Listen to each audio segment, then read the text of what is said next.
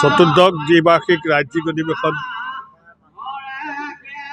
মহাপুৰুষ শ্ৰীমন্ত শংকৰদেৱ নাম ধৰ্ম সমাজ অসম এই অধিৱেশনৰ কাৰ্যসূচী আজি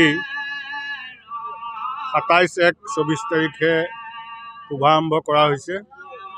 ইতিমধ্যে আমাৰ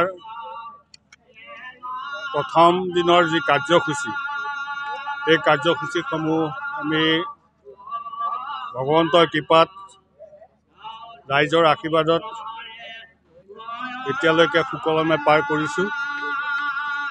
আজিৰ কাৰ্যসূচীত আমাৰ প্ৰাতঃ প্ৰসংগ 5 বজাত আছিল। 8 বজাত পৰিৱেশ নিকাকৰণ আৰু বৃক্ষৰোপণ,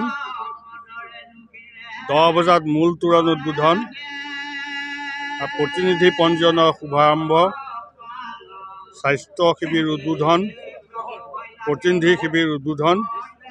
এই কাৰ্যসূচীসমূহ ৰাইজৰ সহযোগত সুকলমে আমি সমৰ্পণ কৰিছোঁ। ভগৱন্তৰ কৃপাত সকলোৰে আশীৰ্বাদত এই কাৰ্য আমি সম্পন্ন কৰিছোঁ।